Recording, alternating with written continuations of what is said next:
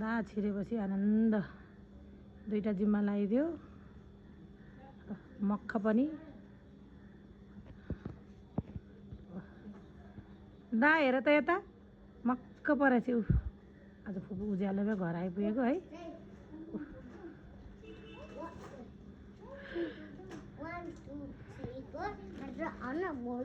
खै त मसँग मान्छ कि मान्दिनँ खै त आउने नि आऊ आऊ आऊ मुटु आऊ बाहिर मलाई फुल चाहिँ दिने